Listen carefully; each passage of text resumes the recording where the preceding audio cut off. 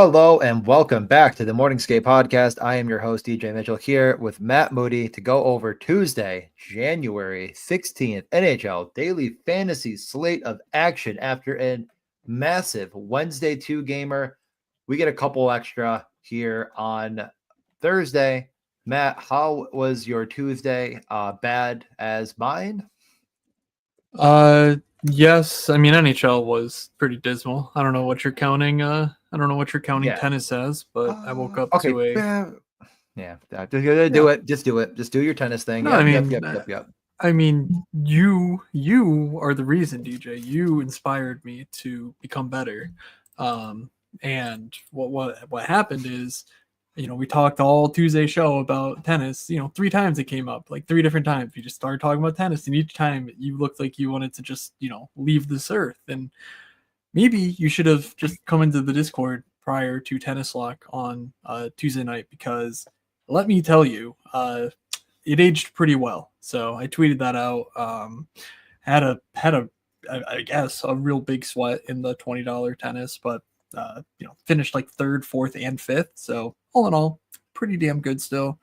But we'll be chasing that big fish on Thursday night. There's a big 3-3-3 contest, which maybe people have tickets to. There's been tickets in the NHL lobby. So if you're interested, swing on by. It's fun. It's a really fun sweat. Everything locks right at lock, by the way. So like you don't need to sit around like NBA or whatever waiting for withdrawals. Like they happen and it sucks, but lock hits and you're good to go. So that is something I do in the Discord. I mentioned it last time out too. So like just pop in if you're interested. But yeah, I think that gave enough time for people to join up if they wanted to. I know we don't have that sort of video yet, so we go live and then people have an ad, or I don't even know if people have ads on our streams or not. But I have no idea. The experience with other shows is that you turn them on and then there's an ad, and it's like, well, shit, like I just missed, what they started with. So I decided to start it with things that are completely irrelevant to Thursday's 13-game slate, in hopes that we, got there. So, oh boy, Tom is starting the wagon going. So yes, Denis Shapovalov playing Musetti. I hope Musetti crushes him. All right. Does not look like he is crushing him. I just checked the scores. All right. Anything else you want to cover before we start talking about another 13-game slate? Not really. I mean, no, Tuesday was one of those slates where I don't know if it mattered what you played. If Winnipeg won, Kyle Connor put up a natural hat trick in like 7 minutes. But to add insult to injury, I played Kevin Lankinen, thinking that would be a sneaky little pivot away in net. That might be a nice little, like, ooh, Hronik's back. The defense hasn't been bad. Winnipeg's not really been that good. And Kyle Connor had different ideas in mind. Betting card was like, oh, maybe it's going to get there. It just didn't at the end of the day. But we move on to bigger and better things. 3 for 4 on the guaranteed goals was kind of my saving grace, because I round robin that together. Put a little extra on the round robin because I had a free bet. So that actually ended up winning me a few $100. Took 250, 220, I think, with the total round robin I put together. And I have to thank Matt, because he was 2 for 2. Smash Fest. Michkov didn't quite get it done. We move on though. Starting, we have 13 games. We're going to go through all of them. DraftKings order by daily fantasy. The first game up is the New Jersey Devils at the Toronto Maple Leafs. Our Sheldon Keefe revenge game, round 2, this time in Toronto. We'll start with the Devils. I believe that game ended up being really boring. It was 2-1 Florida in a shootout. Expected goals around like 2.7 for the Devils, 2.4. It just I mean, like I remember, like I honestly don't think I ever turned that game on once, and I don't regret never turning that game on once. Yeah. There was, like the Heishier line did well, Jack Hughes did well, but that's all they, like, after that, like no one else is doing anything. And really, I don't think it's wrong to take a look at the Devils in this scenario entirely, but it feels unnecessary. It feels expensive. The Timo Meier not on the top power play situation has reached a different level of, oh no, it's Dawson Mercer on the top power play. I mean, and it's just like, But I'll go. How much sample do we need to realize that Timo Meier needs to be controlling the puck on the power play to be useful? Like, you can't just plug him in front of the net and have him be a useful player. Like, we've tried this before. So I personally would rather Timo be on the second unit, because we have a long history of him doing absolutely nothing while on the first unit. The interesting thing here, though, is that Stefan Nason did not travel with the team. So he was out due to illness, so we didn't know that heading into the slate. And of course, he was ruled out right before lock, or I think right after lock, because it was a 7:30 start. And they replaced him with Tomas Tatar and Dawson Mercer on the power play, like you mentioned. Already ruled out for Thursday as well. Correct. So, I'm not sure if you explicitly said that there, but ruled out Thursday. So we're expecting what Matt has on the screen, and Tatar up in that second line to stick. Mercer on the top power play at 3K is a punt. I have no problem with him as a punt because 3K top power play, we have a history, but his rates have left something to be desired. The role is fine. He's 18 minutes is enough. It's fine. Like, it's a fine punt. I don't think I'm going to be going overboard on using all of my cap on the Devils or really frankly Toronto. So yeah, Devils look fine. Toronto's been not very good lately. The sort of the excuse of, Austin Matthews not being in the lineup, maybe that's why some of the stuff looks a bit shaky. You're starting to see it now, scrolling through like my Twitter lists or whatever. You look and people are pulling up stats about how, like, for the first month and a half, they were something like 5th in the league, and now they're like 23rd since then defensively. Certainly helps them that it seems like Jake McCabe is on track to return on Thursday night. However, we may be without John Tavares. He suffered a pretty gnarly looking probable groin injury during practice. Like, somehow there was a video of it, and basically he just like caught skates with one of their defensemen and basically just did a split. And he's not a young guy anymore. That looked incredibly painful. So we'll see. Maybe he's fine and good to go, but keep an eye on it because that also is relevant for the Maple Leafs defensively, in my opinion. If if Max Domi has to be their 2C, that's probably not what you want for a defensive masterclass in Toronto. So I'm pretty interested in the Devils. We'll have to work through the rest of the slate, of course, to really flesh things out. But Jack Hughes on the road, 9K, super productive, of course. I'm guessing he doesn't get much ownership. We have a superstar showdown later on the slate with Edmonton and Colorado. Obviously, Matthews on the other side of this matchup. Like, there's expensive pieces to pay for. Of course, the field is also just going to pay $1 bajillion for Zach Werenski here. 9,600 against San Jose, but he's going to be still 20% owned. But like, I just don't see ownership again. Yeah, I just don't see ownership getting the Jack Hughes is really my take. And so it kind of hurts Heischer that Nason isn't with him, but like, I don't know. I could see an argument for any of these three top guys, and maybe even as a one-off option. I will just say, kind of, it's not just because we just saw something sort of like, the Winnipeg not very chalky type hit, whatever. But like, in reality, there are certain teams, Winnipeg obviously being one of them, the Devils being another, where if they're super low owned, they do have a pretty concentrated amount of players that get them over the finish line of taking the any GPP down. So they're always relevant on any slate because of that, because of Jack Hughes being a potential 100-point type of player. So it's not like I'm off of them entirely. I just don't foresee that being in my lineup. I do respect this Toronto team. I do think that they're better. Like, again, like NHL don't cancel me. NHL don't cancel me. Oh boy, that was filthy. Paul Cotter. Yeah, that was very filthy. Yeah, I mean, if we get demonetized, we'd have to get monetized first. So that is true. Tough break. Anyway, though, back over to Toronto. Like, again, like, you look at like, oh, this is a 10-game averages. They haven't been very good. Like, they are very good though, and every team in the NHL will have a bad stretch of games almost universally. And when you're as good as Toronto is, you miss Matthews for a while, you kind of get reacclimated. You're trying to figure. It's like even with sort of what feels like it's been a bad stretch, they're not that bad. I just not really looking to target against either side of this game is the problem. Yeah, I don't like it feels like I'm gonna just spin the tires on this game for a little while and try to figure out exactly what would be the right answer to the equation. But I think that the right answer is if you're going to play this game, it's probably the Devils, and it's Austin Matthews and Marner for me, like always. And like Nyes went back up there. I know Tavares kind of got hurt in the game on Tuesday, but I think he'll be back. So I just think it's like you can always play Jack Hughes. You can always play Matthews. If you're going to play them at low ownership, go right ahead. Again, it's not all that interesting to me.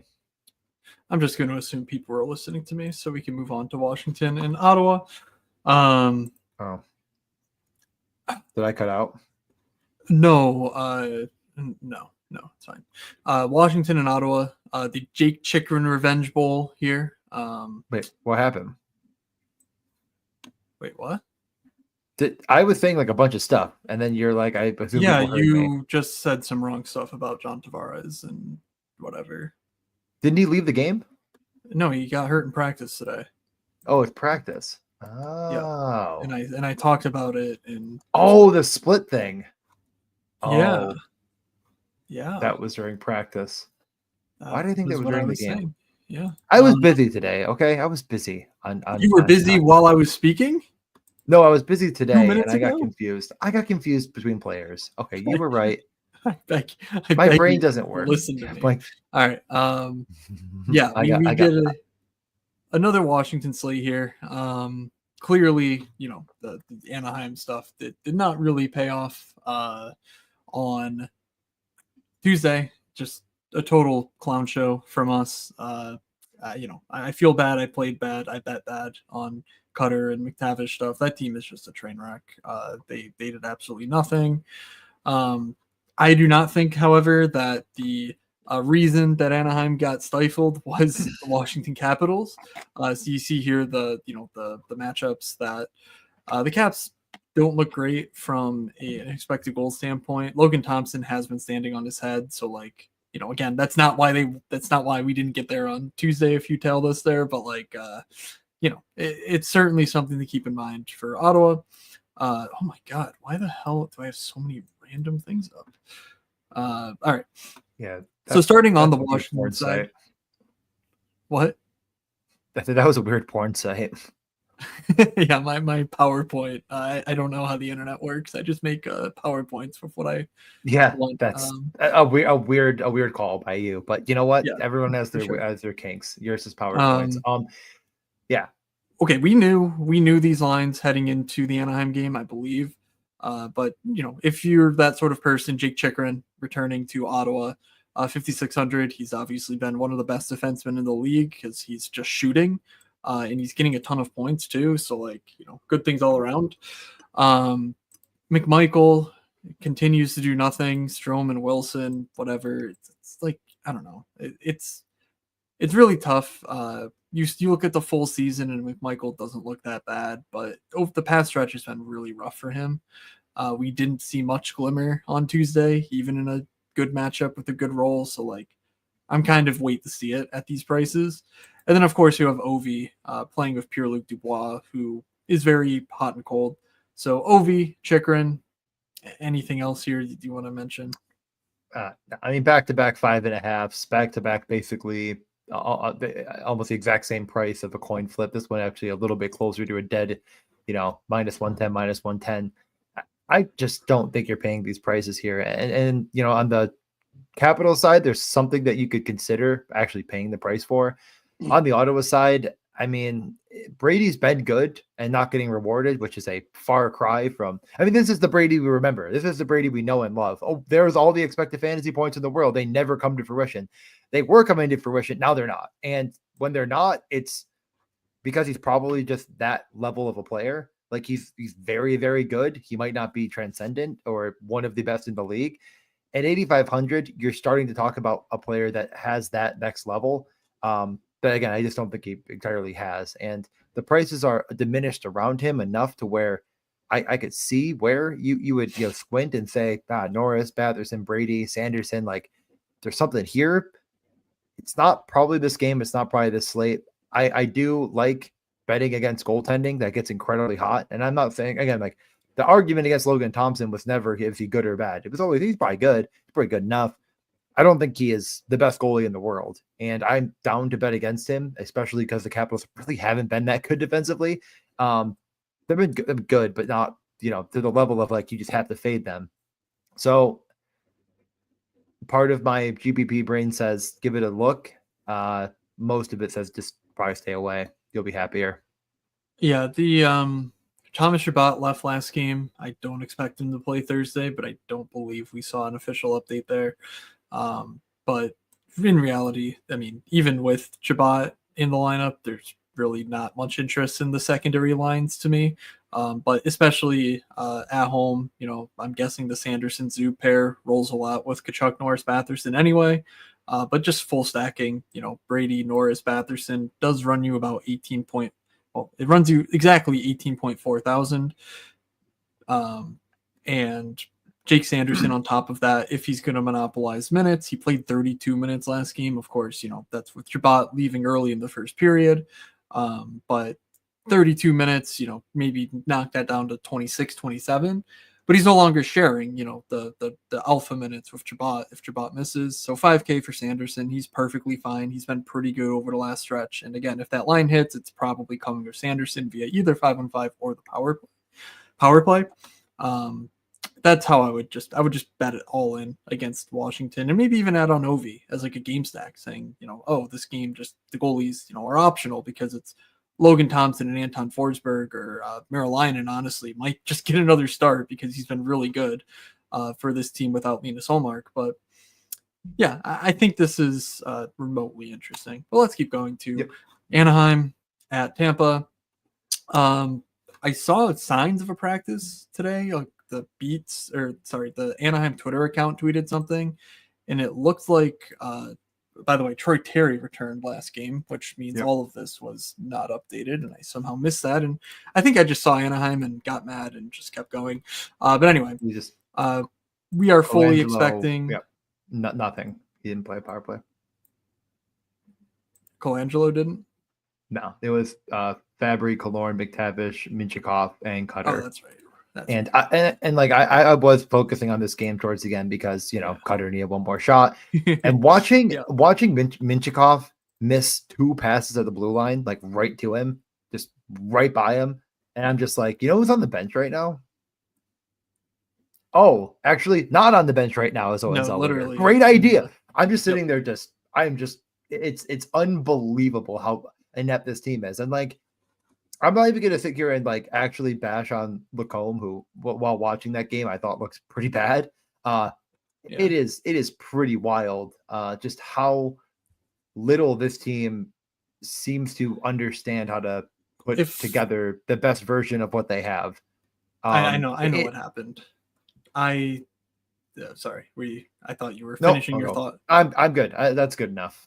Okay. The Patrick Present, one of the Anaheim guys who sometimes tweets stuff, retweeted posted some videos of like, hey, this is some shitty play that was made by Radko Gudas, which, he's a shitty player, so like whatever. Like this is something dumb he did offensively. It's like, why can't we do this that Washington did? Look at our defensemen. They should be so good. He basically did that, and I retweeted it, and I'm pretty sure I got mad after that and just moved on. But anyway, yeah, like you're saying, maybe Minchikov isn't the problem, but it's the system that's the problem. I mean, this team just has absolutely no hope of creating offensively. Even Leo Carlson looks awful. I mean, awful. He does.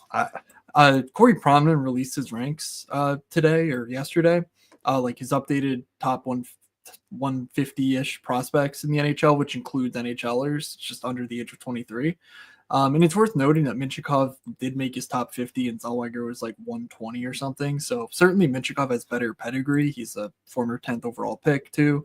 So like, I don't necessarily think that that's problematic. No. Again, I'm not expecting anything colossal to change here, but it's just so goddamn frustrating because there is a collection of talent here. You can see it. This Cutter McTavish line is actually generating chances and looking pretty good. They just But don't play. they just have no don't help. get run, and they Yep. get no run. And there was a shift where Cutter, like, I mean, they got like I don't even know. It was an icing that wasn't an icing, and it goes back down, and they immediately break the puck out, and you just see all of them look to the bench, and then all of them get off. It was like a 35-second shift, and it's like they did nothing wrong, and you're gonna pull them. Like, they're actually, it's like, I truly just cannot believe how bad Cronin is. Like, every single time I watch them play, I get more angry about how awful he is. Like, it is unbelievable. Like, I never, he's gonna be a good for these young players. I'm like, he's not. He cannot do it. They do not know what they're doing. This is Don Granato for the Sabres, maybe done worse, where there's just nobody seems to know what they're doing. There's no plan. They got to move on. Well, I mean, they have one you can't plan. Play them. They have one plan. It's rely on goalies. Speaking of that, they're going against Tampa, who famously beats goalies. Yep. pretty scary combination. Tampa, I'm projecting them to just be as we would expect. Things got real wacky last game because Braden Point missed the team meeting. Shout out to Paul Newman in the MSP Discord, friend of the show, Paul. He makes the DK League every day. And he complained in the chat that he was late to making the DK League because he hates team meetings. And maybe 2 hours later, it was announced that Braden Point would be a scratch because he missed a meeting. And so Paul named the league something about I hate meetings, not knowing that it was going to be like the story of the slate that Braden Point was missing. So I hate work meetings. And it's perfect. So does Braden Point. So yeah, I'm guessing he'll be back. They already sent down the idiot they called up, Jack Finley. They sent him down. So unless that was on paper and something more sinister is at play, Point, Kucherov, Gensel is what my guess is. Against Anaheim, that's going to run you 25 or 26.5K. That's really rough. Kucherov is Kucheroving again. This expected fantasy point number has been trending up over the past several games. So, he's certainly turning into a bit more of a shot first player. He kind of cooled off and then reheated. Like, when a guy has the puck on his stick as much as Kucherov, you've got to think that's somewhat intentional versus just, happenstance. So I do like Kucherov as a one-off. I can't find it in myself to play Point or Gensel. DJ, you were one slate too early. I think Hedman hit 5 or 6 shots. But he's actually a good play. I was actually just looking it up, but I want you to guess. How many attempts did he have? I mean, he had 5 shots, so I'm going to go 9. He had 13 attempts. Yeah. I just, what are you going to do? Yeah. You play bad, you get punished. And then the next slate, he was like, no, that was not playing bad, sir. I just only do it. And it was against Anaheim when he didn't shoot, wasn't it? Now they're playing Anaheim again, I believe, at home. So Tampa, wasn't it? Anaheim's been on the East Coast for a while. Yeah, no. It wasn't Anaheim. You're right. It was some other garbage team. Pittsburgh. Yeah, that game in and of itself was pretty interesting. Boston getting out ahead. The field had a lot of Boston. I don't think Boston's on this slate, so it's not super relevant. Boston's not. So I was very surprised that Pasternak had 8-9% ownership. That was projected even before the Braden Point news. So I don't know, something was there, but obviously Pasta did hit, and really nothing else besides Kyle Connor did. So we saw Pasta top of some leaderboards because Winnipeg was just unowned. But anyway, that was obviously a game script thing where they're just chucking. Victor Hedman turns into Brent Burns, who I think had 9 shots on goal against the Sabres today. That's what happens. Score effects. That's why we game stack. That's why we, that's why we're thoughtful about things. So really, Brandon Hagel's the only other viable option. I can't find it again to pay $7,400 for him when Kucherov is, there as a one-off. So I don't know. Any other thoughts on this game before we move on to the next one? I mean, it all of these players will garner some level of ownership, and it's a good play, but you just can't pay these prices. So I'm down to move on to Detroit at Florida. Again, I feel like I'm going to be going back to exactly a similar stance to what I had last slate. That kind of it worked in a sense, but I'm sure it wasn't anywhere near the top of the leaderboard. But we're going to sit here and you're going to tell me that Detroit's actually good and that they're fixed and that everything's okay now. And that, it's a bad game, I don't like this game. The sports books, I believe, also have this as a 5.5. Yeah, 5.5. I understand all of this. I'm considering Florida. I'm certainly not considering Detroit. I don't really know if there's going to be any ownership that comes in on Florida. Like the game, like the pace doesn't look very good. Detroit's actually been fine. I mean, I know they gave up 6 to San Jose and 1.8 expected goals. I guess that'll get you from time to time. But man, I'm certainly not playing Detroit, and I'm going to take a second gander at Florida tomorrow. Yeah, no changes for Detroit after losing 6-3 to San Jose. Dylan Larkin continues to post some obnoxiously good expected fantasy point stats and backing it up with actual results, as we've discussed. Though that's largely power play shooting vendor driven, and turns out they did not. Maybe they did shoot 50% on the power play last game, but it didn't help them because they gave up 6 to the freaking Sharks, and yeah, that did not work out for them, as one may suspect. So Larkin, Raymond Casper, stuck in practice. Kane, Cop to Brinkett also stuck. If you're feeling really frisky, 13.8 for Kane, Cop to Brinkett. Actually, probably profiles okay, because we'll get to the Florida side. They loaded up the top line. Reinhart, Barkov, Kachuk. Yep. Who knows if that sticks? You know, we've seen this before. It doesn't last long, but maybe it lasts another game. I believe they even lost. Yeah, they lost in a shootout to New Jersey. So, like, you know, that this could not even be how they start things. Then Hockey Viz is wrong. Did I click on the? What are you looking at? Oh, yeah, no. DraftKings gave Spencer Knight the win, so it says Florida beat New Jersey in a shootout. Okay, then that's probably right. Paul Cotter scored the goal, but maybe they whatever. I don't watch shootouts famously because who cares? That's famous. All over the news. No, I whatever. Let's poo past it. Yeah, the top I line. I complain in the. I've it's okay. Maybe I just remember saying this, but several times I've said, "Oh, shootout. Let me know what happens" or whatever, because I just don't. It's not interesting anymore. Anyway, top line. Assuming this sticks and that Aaron Ekblad remains out, I'm gonna guess we get a lot of Florida ownership. 24K on the top line, but guess what? You plug in Nate Schmidt at 2,600, and that gets a whole lot cheaper. And you know what Nate Schmidt is, DJ? Power play one defenseman. He is a power play one defenseman at 2,600. Therefore, the Donkeys will click it, not knowing anything about how shitty the player is. Okay, moving on. This second line, did he put up? I think did he put up anything? Oh, he had an assist. He had an assist. He did the Nate Schmidt. He had an assist and a block. That's what he's done 2 games in a row now. I don't even know if he was owned last night, but there were so many options with Lowry and whatever that I'm not expecting Schmidt to be like 38% owned or whatever. But I do expect on this slate with that favorite and the team total that Schmidt will be quite owned as a result. The second line, though, of Luostarinen, Bennett, and Samoskevich, if it does hold, this just feels like a line that you can pick on. And again, Barkov is going to get the Larkin matchup. So, like, goodbye, Dylan Larkin. I'm sorry it had to be this way. But with Kane and DeBrincat, you do get access to the top power play. And, of course, 2 very good players on the top power play. And I think you draw a pretty good 5-on-5 matchup with Sam Bennett and friends, because maybe Lundell is actually their second line, and that just sort of shuts them down.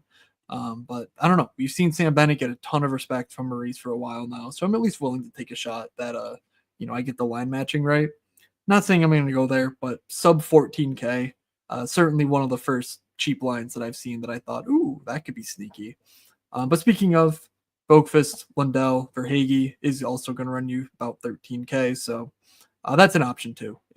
That's been a very intentional pairing, Lundell and Verhaeghe.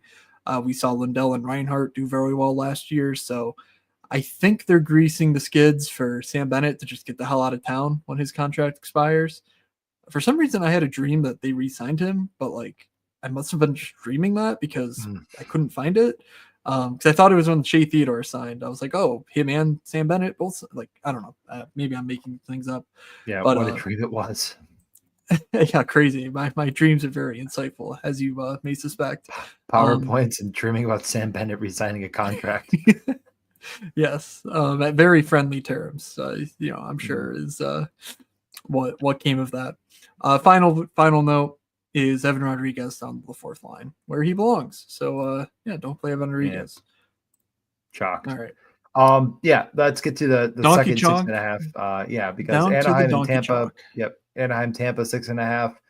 Oy. San Jose and Columbus 6.5. So yeah, game doesn't really look like it should be unbelievable. It looks fine. It's but is this the number one game for goals on the night? It shouldn't be, but will it end up that way? It just will. It's gonna happen. Is Zach Werenski playing? No one ever gets punished. Everything everyone does is always correct. Yeah, I don't know what to tell you. I like San Jose. I like Eklund, Celebrini, Toffoli a heck of a lot. I don't think I don't want to click on Jake Wallman, especially at 58 freaking hundred. I understand why you do. I'm not actually going to sit here and say you can't do it. It's allowed. It is allowed to do. Yeah, it's a really good stack. It's a really good line. I don't know what matchup they draw, but I'm not all that fearful in general of Columbus defensively. So, what are your thoughts? My thoughts are just the monkey clashing cymbals anytime Columbus comes up because we know how owned they're going to be and, whatever else. Just looking into some things lastly, obviously with no Monahan, the shutdown role sort of shifted to Cole Sillinger. They actually gave Cole Sillinger, Matthew Olivier, and Zach Aston Reese to be the shutdown line, and so that's what they did against the Flyers. They just threw them out against Konechny, Frost, Tippett. We'll probably need to do a little more digging to see how successful that was or how successful that has been since Sean Monahan's been hurt. Because Monahan was legitimately an impactful defensive player this year based on every model and defensive metric you could find. So if Celebrini, Eklund, Toffoli is going out against Cole Sillinger and Olivier and Aston Reese, okay, I think I'm pretty interested in that. They're 14.8K. You can add in Jake Wallman for a defenseman if you want to. You don't have to. And you get a cheap goalie in Askarov that clearly is, San Jose's goalies, if they win a damn game ever, will score a lot of fantasy points given what they allow, defensively. I don't think there's anything else on Columbus or San Jose even worth talking about. That the Granlund price is getting lower, and I do like that, but I don't think it's quite low enough to consider. Because he's just been a very serviceable player for a while now. He's not the Pittsburgh and Nashville level Michael Granlund. That's for damn sure. He's leveled up since then. But yeah, William Eklund, great option. He continues to just omega smash and punish me for being an idiot and just not chasing it. 3,700. I will continue to bet his shot props at 1.5, but maybe tonight will be the night that I finally play him at DFS and become rich as a result. Columbus. Unbelievable. Yeah. Monkeys bashing cymbals. Yep. Voronkov, Fantilli, Marchenko. 18K. 18K against San Jose. Zach Werenski, 9,600, coming off just a ho-hum 2-goal game. Zach Werenski getting breakaways. He's just possessed. I don't know. It's going to stop. Will it stop this year? I don't know. That's what I said about Nate McKinnon, last year and 2 years ago, honestly. Never stopped. Didn't know. Just punish until the very end. So that's probably going to be the case with Werenski, but he's been otherworldly. There's no ifs, ands, or buts about it. He's shooting a ton. He even, is in contention for blocks bonuses. He's involved in every single point this team ever scores. It's just insane. So, what do we even do here? I don't know anymore. You're right. I do think this is one of those things where it's the way I play DFS just dictates that I am not going to chase Columbus for multiple reasons. One of them being the ownership, two of them being the prices have never been higher. Of course, Fantilli's savings is still there. I think at 4,700, he's still not maybe completely priced correctly for his role, but not. It's now catching up. His ceiling is high enough, in my opinion, that he could be higher priced. But in reality, they're almost caught up.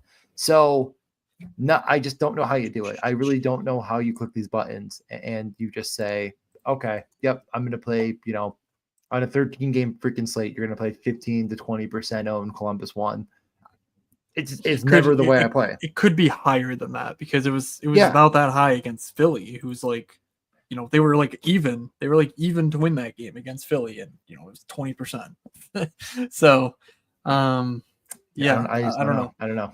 It's just Just not, again, for like I think the parity that exists in this league right now is just proof that on a 13 game slate you should never ever ever play chalk. Like yeah I for know, let it be a lesson. What are you gonna say? additional context on Fantilli, of course, this is past 10 games. You look at just the 3 games since Monahan went down. Fantilli's at 9.6 expected fantasy points, so he has leveled up a slight amount in that time. Also 10.7 actuals, so like again, about a point higher than what we see here. So it's certainly worth considering. It's a 18K line that on average or in some has about 37 expected fantasy points per game. Like, you compare that again. I don't do this like every slate, but I do it on time. I do it on occasion, and 37 is a pretty high number for any line. And then when you consider the matchup, like it's really hard to look away from. It's just like if they hit, Zach Werenski's getting there, and Zach Werenski's going to be obnoxiously owned, and he makes it so hard to build a lineup around and all that. It gets tougher and tougher, I think, to rationalize when you think through it further. So let's keep going into Philly at the Islanders. The Islanders, woof. They got shut out by Ottawa. I don't know if this game could go lower than a 5.5, but it does feel like if we're gonna have a 5 this year, this game's it. So DJ, hit me with it. It's a 5.5, minus 120 on the over. So not quite the lowest. There's still one lower. Actually, the lowest game is obviously LA Vancouver. What am I even thinking? But yeah, Adrian Kempe natural hat trick incoming immediately. But yeah, no, one of our lowest on the slate though, of course, and like feels warranted. Game, it just is boring, and like I think you could squint and see where the goal scoring would come from on either side of the house, but I just don't think you have to click the buttons here. You just don't. I mean, Philly is minorly interesting, but in reality, I don't think I'm getting there. Pricing is still good. It's not quite as good. Like Tippett's come up in price a little bit. He's not. He was 4,800, and it's like, Giga Smash. Now he's 5,800. I know that's only 1,000, but like it does hold weight, especially on this slate where I think there's some really really nice upper tier stacks. So yeah, I can't really see myself getting there. I still think Morgan Frost is incredibly relevant. Like he's been smashing, so that helps. But I don't know. I'm just probably not doing it myself. Yep.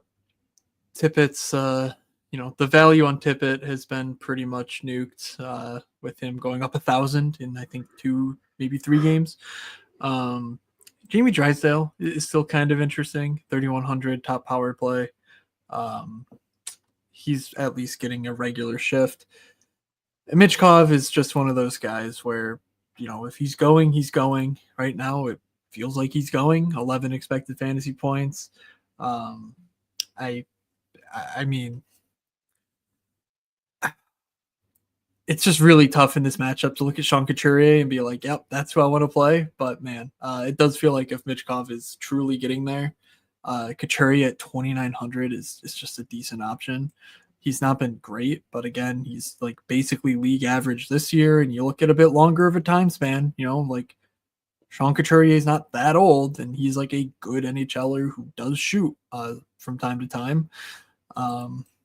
It's kind of intriguing to pay 7,400 for a Michkov mini stack, I guess is where I'm going with either Couturier or Jamie Drysdale. But I'm not spending much capital on this slate for sure. And then of course, stay tuned if Torts just nukes everything because they lost in a shootout. On the Islanders front, I don't think we saw practice, but Did we see a practice? No, we did not, because I just remember. guessed that they would put Isaiah George and Dobson back together. Okay. JG Pajot missed last game. I'm expecting him to return. He could come back and go into the top 6 somewhere. Obviously, they got shut out by Ottawa, so like I'm assuming everything's on the table in Patrick Waugh land, and we know what Patrick Waugh can do. So the blender could be coming. I just I wish I liked the matchup more, because this line is still way too cheap, even though it's a bad team with the bad power play. Like Lee Nelson Barzell, 16K, just obnoxiously good for, like the talent level that these players have, and a matchup of Philadelphia. But Philly's just a decently structured team, and like, does the field see that? I don't know. I'll probably want to review what the field actually did on Tuesday night before I make any decisions. But like, if the Islanders weren't chalky against Ottawa, I'm guessing they won't be that chalky against the Flyers. And maybe we could go back to this well that just punishes us repeatedly. So how are you thinking about the Islanders side of things? No, I think I agree with everything you said. I mean, people are going to, number one, not like this game. Number two, they're going to, if they are trying to glean anything, it's like the Islanders have 1.4 expected goals in a game that lost 2-0 to Ottawa. Their highest expected goals player per hockey viz was Kyle Palmieri, who did not even record a shot on goal. I mean, they got dummied by Ottawa. People are not going to, I don't think they played it on Tuesday, if I recall correctly. They're not going to play it here. So you're just going and saying, you know what, Islanders at home, nuts on the table. This is actually a good play. It was the PDO cast, I think, mentioned that, or no, it was Puck Soup. They mentioned that if you look at the Islanders special teams, they're 32nd in the league in both categories. And basically, when their kill is on the ice, it's as if the Edmonton Oilers from last year, but better, are on the ice. And obviously, when they're on the ice, it's like the Flyers at 5-on-5 are on the ice. Like, it's just real rough out there. Well, I mean, and again, their coach is the second biggest donkey in the league. Patrick Waugh is abysmal, and it truly hurts everything they do. It hurts them in every capacity. So it does suck, but I actually think like the meme of the guy, like his brain's so big he's like sitting on it and like reclining. Like, it's that level galaxy brain, big brain play tomorrow is the Barzell. No, and like it like, again, Skalansky Bucks are going to be legal tender any minute now. It's a Skalansky Bucks type of play. You're going to watch them lose like 3-1, and Matt Barzell is going to be looking like he's doing everything, and you're going to be like, I have a big brain and I lost, and it was a good play at 2%, and it was a great play at 2% that didn't get there, and like that's exactly what's going to happen. Yeah, I think the Sims are listening to you, and they're just ramping up this Islanders projection as we speak to just make sure that the Donkeys get jammed some Islanders. Yeah. All right. Our next game, I mean, this is exactly what we saw on Tuesday. It is the Flames at the Blues, 5.5. Coin flip, -110 on both sides there. Blues, slight home favorites at -135. Another one that you're just thinking, again, Dave, you're just, who cares about this game? Well, it's bad. So every game is pretty bad. Not every game. I mean, there's a couple good spots, obviously. But, like, is there anything that is absolutely telling you cannot play this game? No. I don't think I'm playing the Flames. Just not gonna. I think Coronado's still a good one-off, and everything else is not worth the juice, is not worth the squeeze. The game we just saw was the same game. It was a 2-1 game. No one's gonna play it. I'm looking more to the Blues than I am the Flames, though. Like, I'm kind of already getting to. Like, there's just nothing here that I think is like, oh yeah, that's the stuff. Is this game also in St. Louis? It is. Same thing. In St. Louis. No one had to move. No, everyone just stay exactly where you are. And lucky for the Flames, it's like, what better city to spend some time in? I've never been to St. Louis. Wow. I hear they cut their the man from Buffalo out here just dropping hammers. Dude, look at how they cut their bagels. It makes me mad. I've stayed out of Bagelgate, so I do not know what you're talking about. I just look it up. What do you mean Bagelgate? Where are you on the internet? What PowerPoints No, are you looking at? I assume this was a thing on Twitter. Why else would you know how the hell St. Louis people cut their bagels? Everyone knows this. Everyone knows this, man. I don't Look eat. it up. I don't even eat bagels. Like what do you do to a bagel other than cut it in half? Like the All right. longitudinal. Let me share my screen. Okay. We got to get to the bottom of this. You're right. Look at it. Look at it. Oh my god. Like, I mean, come on. You can't do that. It's like a loaf of bread. You can't do what they do. You're not allowed to. Wait, do they then like put it in like Chex Mix or something? Because like that actually could work, like the bagel chips and Chex Mix. Like Yeah, no, but I they agree. That eat it like a. this is barbaric. This is truly barbaric. I'm very sorry you had to show me this, and I'm very, very sorry to our audio listeners who are just completely apoplectic right now. They're either pulling over to look at what we're saying, or they are just like, please talk about how shitty this game is. I need to know just how shitty it is. No, they are veering across lanes of traffic trying to change the podcast. Yeah, I have no interest. No. He's already getting to my point, though. This is my point I'm going to make here in just a second. I'm not interested in the Flames. I'm not interested in eating any bagels in St. Louis. I am interested in playing St. Louis. I'm going to say it. I'm going to say it. I'm going to say it out loud for all to hear that I think I might play St. Louis tomorrow in some capacity. Number one, correlation. Number two, they're cheap. Number three, they're good. Number four, Justin Wolf is going to stop at some point. He can't keep getting away with this. Hey, what if it's Dan Vladar and Dan Vladar does Dan Vladar things, and I don't even think he's been that bad this year, but he's just not been Dustin Wolf. No, dude, he's not been good. I'm not going to say that, but it just feels like every game, yeah, it's not very good. It's not very good. But again, like he goes out there, 23 saves, 25 shots, 920 save percentage, loses. Dustin Wolf goes out there, gives up 3 or 4. The boys got him. They got him. He'll get the win. No worries. I really think like it's we're reaching peak levels of every single person is now believing that Dustin Wolf is truly one of the best goalies in the NHL, and he is a good young goalie. He's also a goalie, and we don't care. And like, if you just to take a step back and you just said, okay, Holloway, Shen, Kyrou is what's that price tag again?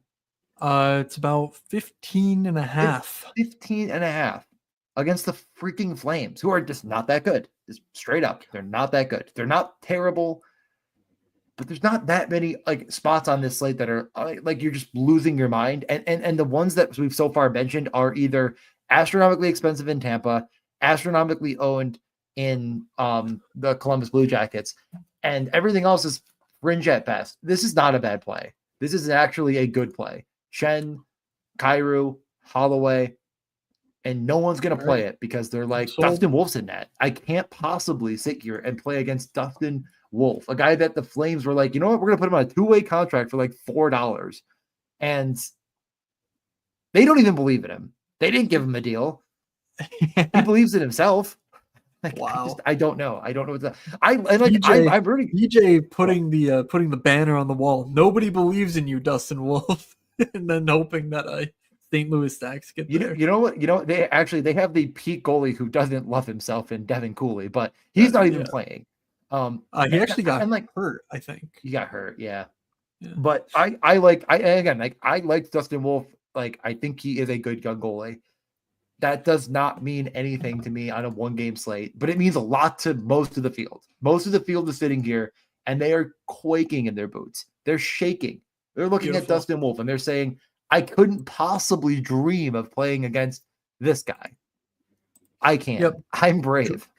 Jordan Kyrou, 6,400, 12 expected fantasy points, 12.5 actual fantasy points over the last 10. Dylan Holloway, 4,800, 10.8 expected, and 13 actual fantasy points over the last 10. that those are the two leading numbers on the entire team. Cam Fowler, Colton Parayko are both on the other power play unit. I do want to mention though that Parayko is, he's earned that role on the power play. He is shooting a whole bunch as of late. He's 5,400, yes, but he's maybe as close as you're going to get to a walking double bonus, that you're going to find on this slate. So I honestly don't hate it with a Holloway Kyrou sort of stack. Like, yeah, you can play Justin Falk, but we've been down that road a few times, and I think Falk's just kind of done.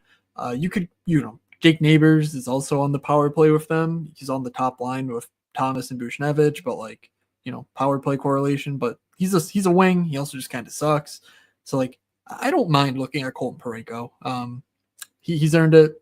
I'll give him the shot in the OV spot on that one, on that power play, and see if he can get us, that 18 points without getting a single assist or a goal that we're looking for. All right, Chicago and Nashville. Hopefully neither of these cities do anything stupid with their bagels, because I have a serious amount of shit to eat because Steven Stamkos apparently listens to the Morning Skate Pod. Hey, Steven, thanks for tuning in. I love your work. He throws up a 30. I was dying. I don't know. I poked the bear, I guess. The only bagels that were bad in Nashville were the bagels he was putting up until he listened to the Morning Skate podcast. Yeah. And on January 14th, remembered he was good at hockey and just bullied immediately too. Like the second shot of the game, I believe he scored or something ridiculous. I looked up and I was like, whoa, Stamkos is Stamkosing again. Yeah, he did do the thing. Yep. He scored twice, not just once. He scored twice because just they hate everyone. I think he only had 4 shot attempts too, he had 3 because it was peak Stamkos. We were saying, he averages 2.4 shot attempts over his last 10. Like he's nothing anymore. It sucks. And he was like, yeah, you thought. So first on the Chicago front, the matchup looks terrible. Yeah. However, we do get a new top line with Nazar joining Bedard and Bertuzzi. Nazar's the dead minimum. I'm actually surprised. Did he just not make the Pronman list? Hold on. This is important stuff. You look this up. I will also mention that Stamkos had 3 attempts. Two were goals. Just wanted to keep that in mind for everybody. Thank you for fact checking there. I guess whatever. A former first round pick, 2022. Not been that long. He was decent in the NCAA last year. Hasn't done much at the NHL level, but neither has the rest of the NHL roster for Chicago. So he gets a chance with Bedard now. It's pretty exciting, I would think. 2,500 for that.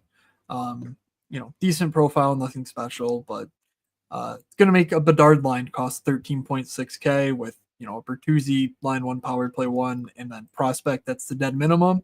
That does sound like the moods alarms going off in my local neighborhood parking lots. So I will I don't know. I'll be thinking about it. Nashville is going to be the true matchup here at home. Yep. Great underlying stuff, and this top line is going to run you 18K with a Stamkos 30 bomb on the ledger. So DJ, how are we thinking about this game? I mean, it's our third and final 6.5. It is another spot that I think will find some level of ownership, but how much could it possibly get? There's still, again, a few spots we haven't mentioned yet that will seep into ownership as well. I think it'll be owned, of course. I'm not saying it's going to be, Columbus, of course, but I think it'll be 10, 12% at least, right? I mean, they're playing Chicago. Chicago is horrific. I want to say I'm considering because I am. I do think that they're more warranting of the potential that they could put out there. Roman Josi being 2,500 less than Zach Werenski is just unbelievable. I would have never thought that would be what has happened here, but it just is. It kind of feels like one of them is stolen all of the fantasy points of the other one. Josi goes out. He has 1, 2, 3, 4, 5, 6, 7, 8 shot attempts. 0 of them were on net against Vegas. Just your classic, just don't get on net. 3 blocks and an assist, 8 attempts. Doesn't happen. The double bonus and then the 3-point game are coming. I think if you leave him off, you're just an idiot. I really do. Like if you're playing a full onslaught here of the Forsberg Stamkos March or so, and you're saying this is winning a 13 game slate, Roman Yossi's going to be involved. I just, double bonus, multiple points. I'm all the way in or I'm out. I don't think I'm going halfway. I'm not dipping a toe in the water playing Stamkos Forsberg here. Yeah. Checking in on Yossi, I think right after the new year, we talked about how he missed some time right before Christmas and came back, about a week and a half later, and his shot rate was way down. So just looking at his game logs between the 21st and 31st, he played 5 games. In that span, he had 4, 1, 9, 9, and 11 shot attempts. So I guess those went up. He had 0 points in that stretch.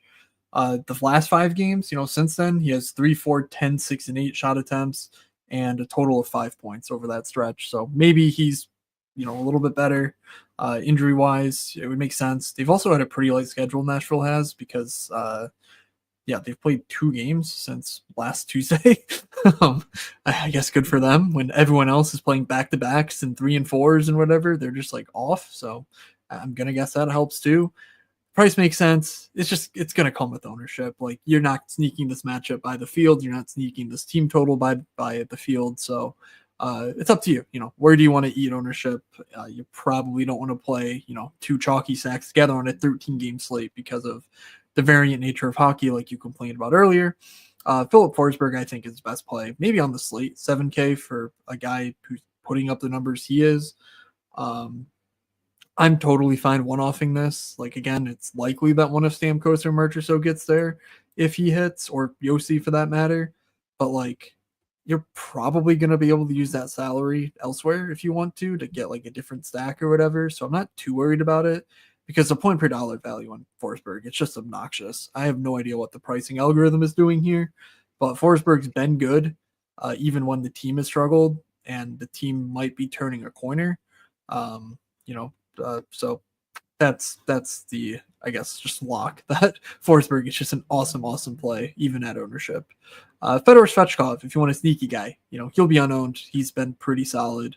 Looks decent enough. Also a former first rounder. I think we talked about him last show even. So yeah. Let's move on to Montreal, Dallas. Tuesday was a weird day. Just a very, very weird day. One of the news items that came across the desk was that Emil Heineman got hit by a car in Salt Lake City and would miss 3 to 4 weeks. So not the best day for hockey player, or not the best week for hockey players and car related incidents with him and Michael Bunting. But that means Mike Pizzaro's back in the lineup. And I know it's a tough matchup with Dallas, but that does concentrate minutes pretty heavily. So it's at least worth pointing out that these guys are going to play a ton, now that they're basically playing 11 forwards with no Heineman. Thoughts on the Lane Hutson experience thus far, DJ?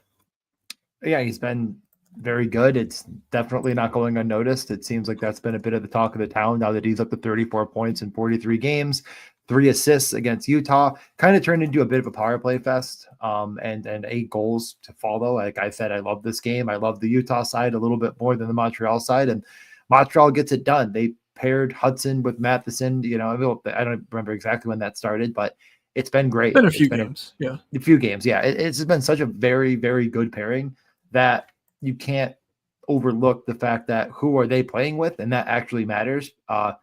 Unsurprisingly, it's Caulfield, Suzuki, Slavkovsky. That's just where they're getting the majority of their minutes. It makes logical sense that that'd be the case.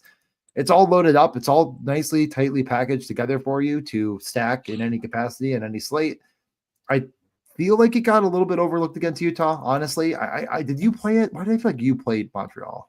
Yeah, I giga stacked Montreal. Didn't matter. I didn't do much damage DFS wise, but I got some pretty good scores from Caulfield and Line. But and Hudson I think had a 20 bomb. But I did play it. I did like the spot against Utah with no Gunther, blah blah blah. But this matchup I think is much tougher.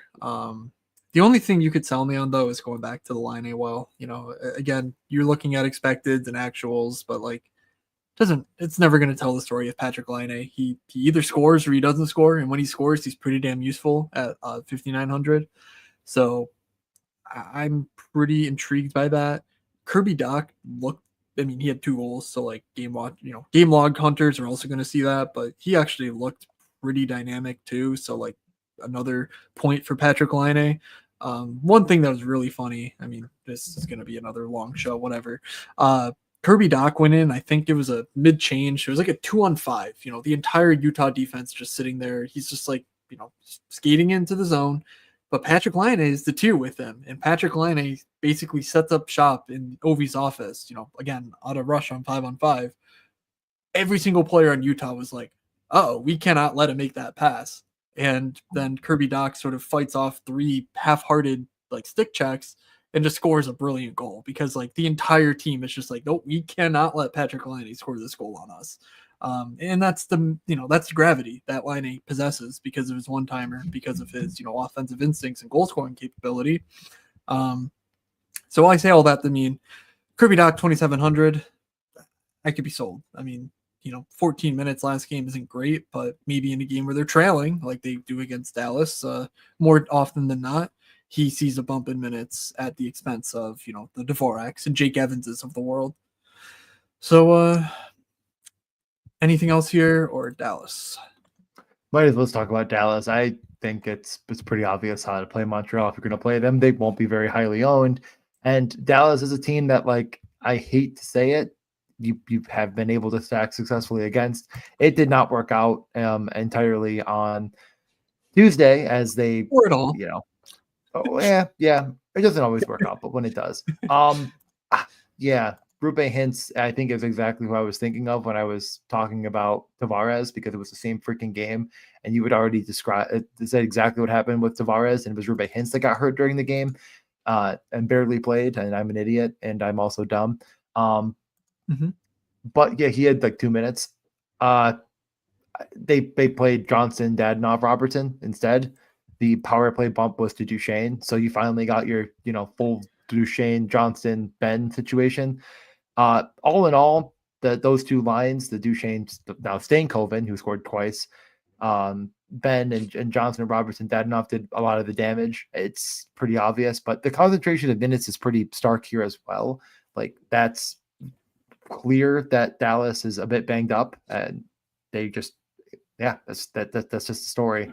So if they go, which I think they did for a decent chunk of the game, and I think they will continue to do the Heiskin and Hartley situation, and when that happens, I just leave this because it's more fun to look at. Well, they did for a while. I know that they went to it. I'm pretty sure I checked the ship chart to see when they did it, but they did for a little bit, and like it worked, and they're good, and they won, and I hope they continue to. But yeah, I think you could reasonably go either way here. But Johnston and Robertson unite if that sticks. I'm in. Yeah. Only other thought was shout out to the people who parlayed the Steven Stamkos multi-goal game with the Logan Stankoven multi-goal game after I said I believe the quote is, I don't think he can score against goalies in the NHL.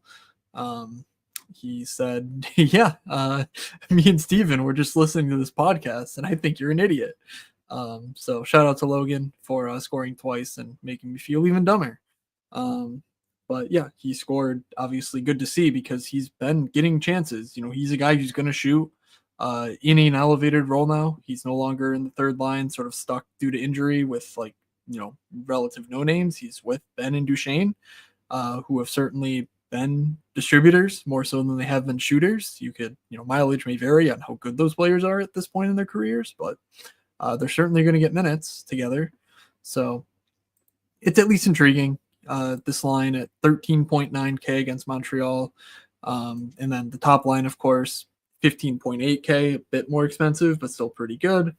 Assuming Hintz is out, I don't think we know for sure. They said he would be reevaluated back in Dallas, and so maybe we'll know before puck drop what the status is of Hintz, but I'm guessing he's out. As you can see, there's no depth to work with, so it's just more minutes for the top 6, in my opinion. Steele, Bork, and Husker Bach are their third line, and the Steel fourth line Bork is back. the third line, or the fourth line is even worse. We could have a fun game of have DJ read the fourth line for the Dallas Stars. Lumble, Blackwell. Sorry, did you Can get that last one? Maybe I can you cut out say there. can you say Blumell's first name for me? Matage? Yeah, I don't know either. Okay. Ooh, I tried my best. Matage. Yeah, the center. Let me say it one more time. Sorry, did I cut out again? R2 Huey? Fury? I don't know. It's definitely R2. I just high rye. I have no idea. It literally could be anything in High between there. rise. Yeah, it could be high rise. Dallas is super concentrated. Montreal is super concentrated for different reasons. Montreal doesn't have any depth because they're not that good, and Dallas has 17 injuries. And like either way, I think this game is interesting. I think I lean the Dallas side. Like I said, Robertson, Johnston, and Miro, or Harley for that matter. Maybe even just say, fuck it, I'm playing Harley. He's good. And I just, again, I'm going to stack against Montreal. I don't think they're that good. I get, oh, look at these numbers and this, and okay, fine. They're playing well right now. They have some semblance of life. They're, whatever. Like Dallas is so much better than them. And this top line, I think, can find some room to take advantage, I hope. So I'm interested in Dallas. We move on to a game that I just won't be stacking. I have no interest in. I think that Seattle is bad. I think that Winnipeg is very good. Kyle Connor is $9,400.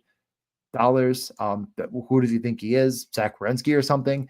Smash Fest, 3 shots, 3 goals, 1 assist. Why not hit the blocks bonus too, Kyle Connor? Sure, why not? I wasn't busy. I'll hit the blocks bonus, like over 47.9. I am just hanging out, having a good time, enjoying life. They continue to not price up Gabe Vilardi. He got cheaper after his 3 assist game. They just said, yeah, no, that makes sense. Let's price him down a little bit. He's not doing anything productive. And Mark Scheifele, who I believe didn't have a point until the 3rd Kyle Connor goal. I don't think Kyle Connor assisted on his goal. Still gets there more or less. I mean, like, again, like you put it all together and you're looking at quite a high number with his 19.3. People are going to click on it. They're going to find it because you can find it on this slate. And we've already mentioned some cheap options. There's a number of them, and I'm not going to find it. I'm not going to have it. I'm not going to look at this game very deeply. Matt, what do you got to say? Counterpoint, Seattle is awful. They are bad. That is the fly in the ointment here. That they got absolutely crushed by the Penguins. The reason that Tristan Jarry is on waivers is because, well, Tristan Jarry was in goal for the Pittsburgh Penguins, but they also, of course, got demolished by Detroit. Like, I mean, this Seattle team is just bad. Yep. So I guess the first thing, the sign of life that I did like to see was that Kakko, Beniers, and Schwartz actually played like 21 minutes against Pittsburgh. You might think, oh, that's, but someone's got to play a bunch. And yeah, before it was just Chandler Stevenson playing 28 minutes a night, and he played like 16. So like, maybe that's just a one-off and that doesn't happen going forward. But what's kind of nice to see that, this line has actually been pretty productive and they're pretty cheap. I don't think this is a matchup for it by any stretch, but 12.7K for a useful top line in Seattle. It hasn't been something we could say very often, and at least last game they were used as a bona fide top line. But I think the real point of interest is, of course, on the Winnipeg side.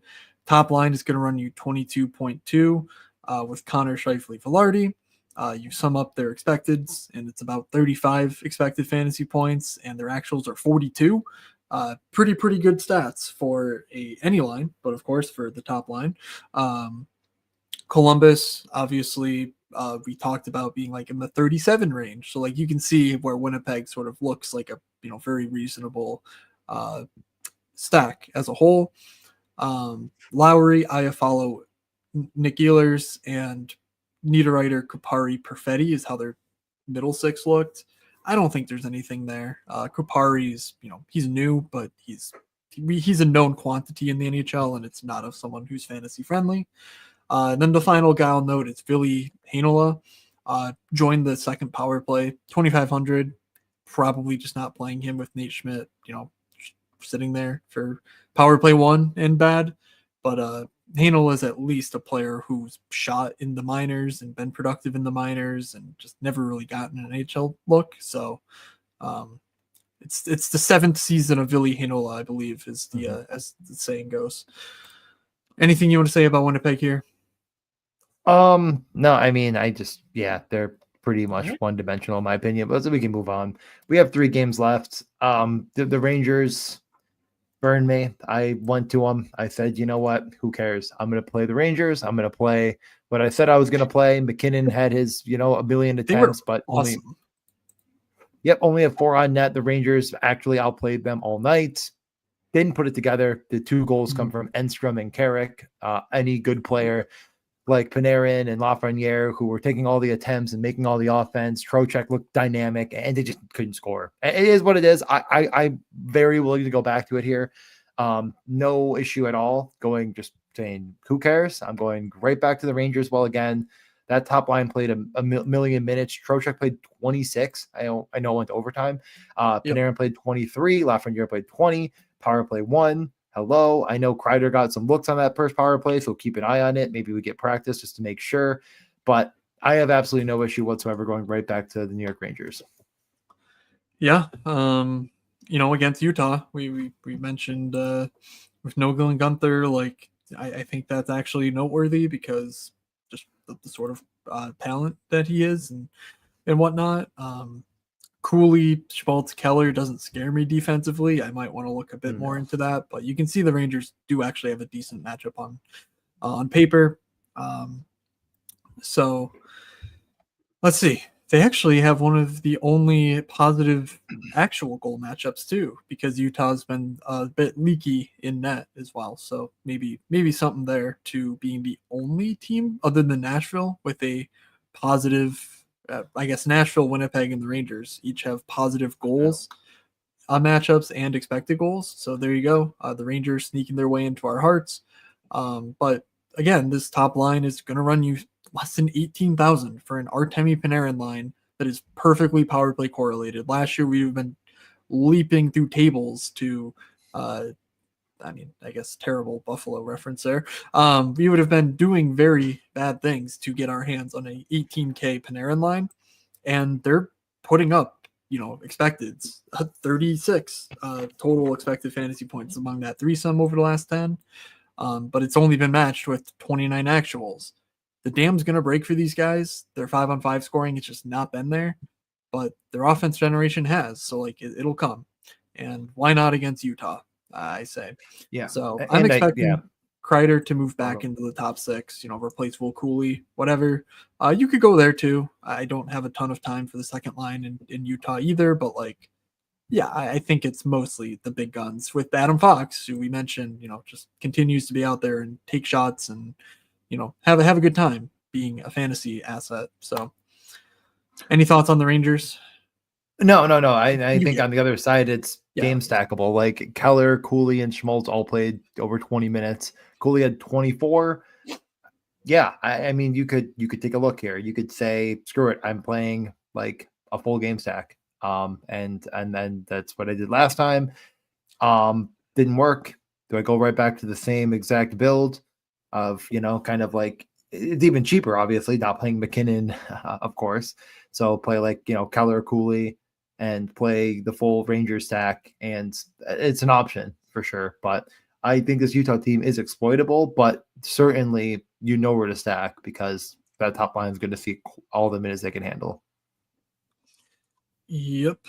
I don't have much else to say. Josh Stone's interesting, 2,700 top power play. I think he had that was my one-off 4 shots in the first period. Yep. So, shout out to Josh Stone. Yep, my one-off. He did great for my Ranger stack that didn't do anything. Mm-hmm. Indeed. It's a big help. Our lot in life. All right. So Edmonton at Colorado, the showcase of the night. Edmonton on a back-to-back. Go ahead. Hyman moved up to where Connor Brown is. Great. We do like to see Zach Hyman actually doing things. and that line was just dominating, and he scored. So I don't know what the did they power not play. score with Draisaitl? I don't know. Whatever. I don't know. I didn't look at the power play honestly either or anything, but yeah. I Yeah, don't I care mean about this. lines. Yeah, this Oilers team back to back, Colorado. I don't know.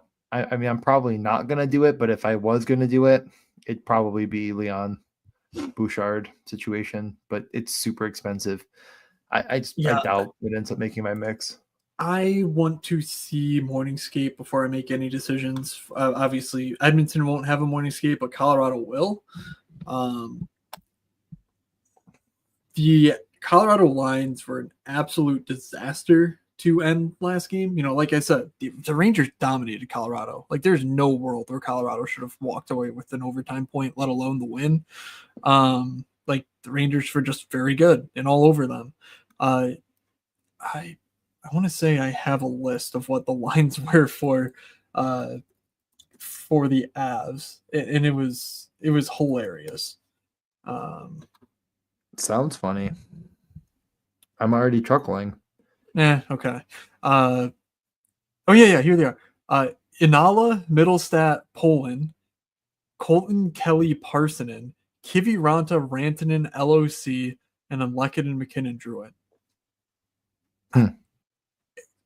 Are they really going to do that? Like, it feels like they might actually do that. Casey Middlestat just might be their fourth line center now.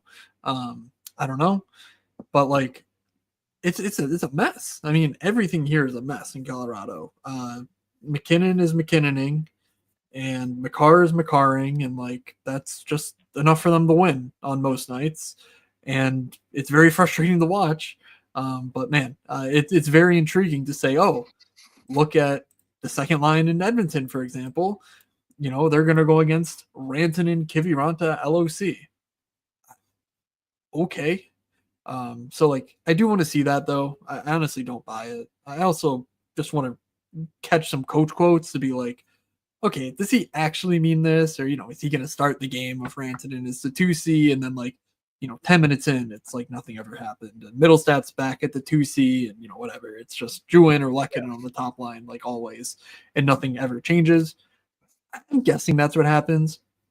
But also worth noting that Colorado's blue line should remain as obviously Taze Makar, Kel DeHaan, Sam Malinsky, Keaton Middleton, John Ludwig.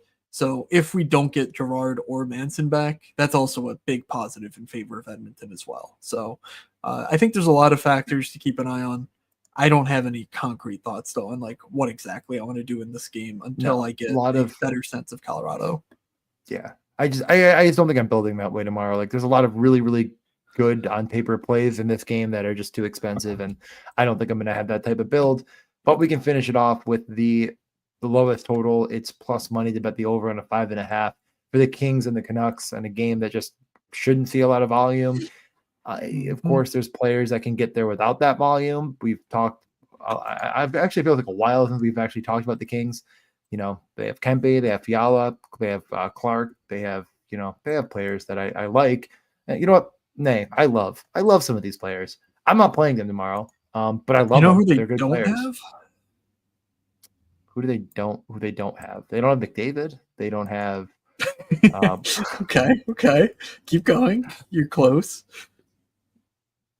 They don't have Pierre-Luc Dubois anymore. He's gone. Yeah. Dustin Brown retired. Okay, they don't have Alex Laferriere because Connor McDavid, or I don't know, so someone did something stupid to him, and yeah, that I think it was McDavid, but I don't know, whatever. He suffered an injury, will not play. So Trevor Moore slides from this fourth line. Probably only two of these guys play, but Trevor Moore slides from the fourth line up to Dano Fiala. Trevor Moore's been terrible in the 4 games since returning from injury. He has, I think, 3 shots and 2 blocks across 4 games with no points. But obviously, with better line mates, we know that Trevor Moore can be a very useful, very productive player. He's 3,500. Laferriere was up in the mid 4s, so you're getting a bit of a discount there for honestly similar archetypes. I like LaFerriere better, but like, can't argue Trevor Moore hasn't had some history of being very good. So I don't have a ton of interest in the game. Like you say, the matchup isn't very enticing. Nothing unexpected in the actual Rainbow Sheet tier. So 1.9 goals pace here. Woof. You hate to see I'm that. just gonna say, anytime you give me Kevin Fiala playing every minute of every power play, it's noteworthy. So He is just going to get 8 fantasy points every single night forever, though. Like his actual fantasy points is just every single game. He has like 3 shots, or he has 1 shot and an assist. It's just every game he finds a way to get 8, and 8 just ain't going to cut it at 6K. So, yeah, not going to do it. Vancouver also, I'm just not going to do it. I could squint and find a way to play it, but 8,300 for Quinn Hughes is just not going to. It's just not going to get it done. The lines are a bit of a mess. I like the top line being fully power play correlated, but it's just a bit too expensive for me to want to actually jump in this matchup. I'm very interested in playing Pedersen at some point, but man, 1 shot in the 3 games since coming back, 1 assist in those 3 games since coming back. He's blocked. He had a blocks bonus in there. That doesn't win you a fantasy 13 game slate. So yeah, it's going to be a no for me. JT Miller has been good. I guess you could do it, but I'm just not going to do it. I think I agree. I also not sure who's not on the top power play. Is it Besser wasn't on the top power play last game? I saw Karamaki was. I mean, last game doesn't matter. Like they lost by. It was not Miller. Him and Pedersen aren't friends, you see. They can't play together. They're not friends. They don't like each other. Oh my god! The thing about the whole situation is like holy shit! That is so funny. I really like. It's just not who I am to like if there's someone I don't think I like, again, like to say I don't like somebody would be so weird. Like I work with this person. Like it's just, and again, the dynamics are obviously different than like an office job, but it's just like so wild to me that 2 people just like can't coexist. I don't know. The whole situation's so weird. I think it's pretty obvious that GT Miller is just an otherworldly level of asshole, but I would, yeah. I mean, I don't know. I probably right. I had never talked to him. I don't know, but wow, it's pretty crazy. I just assumed that Miller was on the top power play, just like an idiot. All right, really tough scenes for the. I mean, God, like it's bad enough being a Sabres fan. Imagine actually being good, and then your team just kind of imploding on itself. Anyways, just.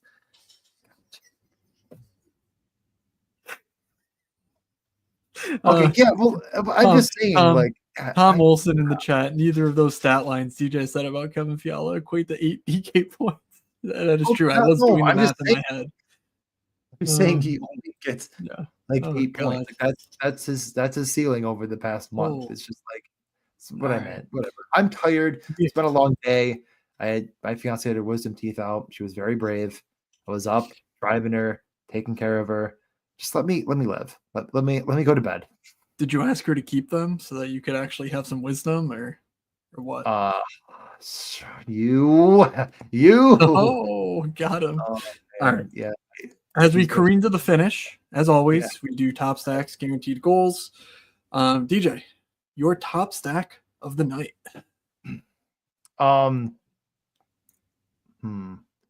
I think the way I don't want to say 2 right in a row, so I'm going to say Nashville, Forsberg, Yossi, Marchessault. Like I think I just leave off Stamkos, and then that's who I leave off of it, and it's a little bit chalky. So the other one won't be, and I will let you say yours now.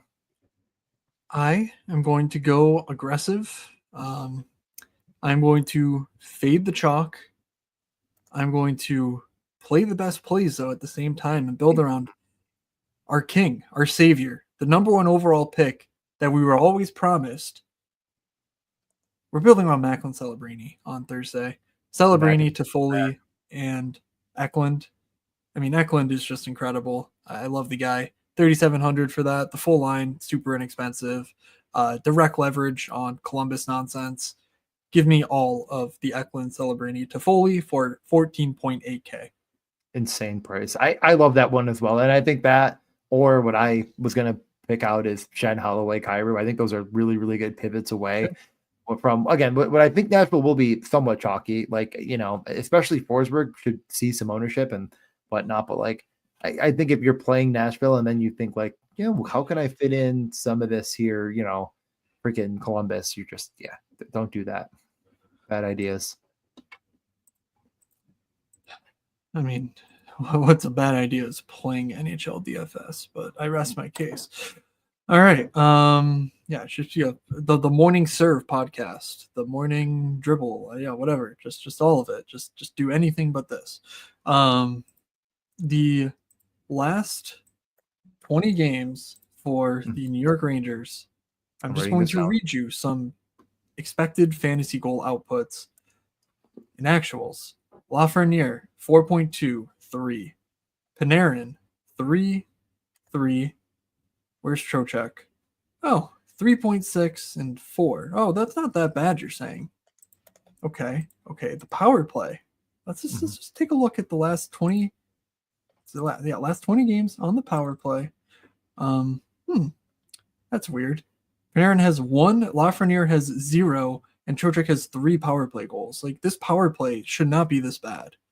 That is a combined 4 power play goals for the top 3 players on the Rangers, a team that famously gets by on Igor Shesterkin in their power play. I feel like Utah's a situation where maybe that actually snaps back into somewhat of decent alignment. Panarin, Trocheck, Lafreniere have been awesome. Every show we're just going to go back and ping pong who gets to tout the Rangers, I guess. But here we go. Today's my day. So give me Panarin, Trocheck, Lafreniere. Okay. Those are, I've heard of this stack. I definitely said it last podcast. And the ping pong game of us using the Rangers and everybody laughing at when they don't score is going to be great. So great. It is, again, like it's just one of those things where I was looking at my Skolansky Bucks account. It went up. I was happy about it going up because it's a legal tender now. And that's great. But I'd like to win the slate. So I'm playing, what did I say again? Nashville and St. Louis. Perfect. I win the slate. Oh boy. We really did it this time, didn't we? I finally figured it out, the magic code of winning the slate. All right. How about we guarantee some... Let's guarantee some goals, but maybe only pick players on good teams. Could we Let's try good teams. I think good teams would be a good call by us. Who do you got? I am going to guarantee a Timo Meier goal. 6,100. It's Timo time. He's back. Oh my God. Tommy Taters can't keep him down. I literally wrote down time instead of Timo at first because you said time. My brain is officially a pile of gunk. Okay. I'm gonna go Brandon Hagel. Brandon Hagel. All right. Dumpster diving a bit for your second. Hey. Let's see what I pull out before we say that. That is true. All right. Holy shit, 7,400. Okay. Maybe you're right. All right. I am going to go. Oh boy. Do we get to count Ottawa as a good team? Screw it. Josh Norris. Back with Brady. It's Norris time. Snoring Norris. Snoris. Kako.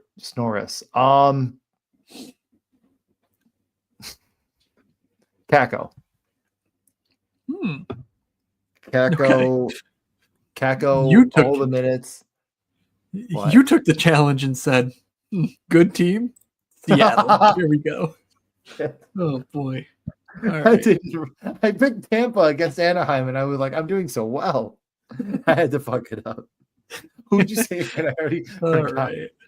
Oh yeah, he's a Norris. I said his name. Snoring Norris. That didn't even rhyme. Please shut this show down before I say anything else. All right, sounds good. I'm happy to do so. Kako's been fine though. Kako's been fine. Yeah. All right. Thank you all for hanging out with us. It's a pleasure as always. We will be back next week, and yeah, or maybe Saturday. I'm not entirely sure, but anyway, the best place to know is in the Discord, because that is where we will tweet, or that's where we post things. Obviously, follow us on Twitter too, at Fake Moods and at DJ Mitchell 94. But at this point, you all know the drill. And I also have a newsletter, moods.beehive.com. If you've missed it, I post things semi-regularly on there, and I hope you check them out. DJ, any final thoughts before you go off back to caretaker duties? No, just have a good Thursday slate. I will be Okay. around. We'll make some lineups with you. So let me know. Let's go. Win money. Bye-bye. Alrighty. Thank you all for listening. From Doug, from DJ, from myself, have a good Thursday, everybody, and we will see ya.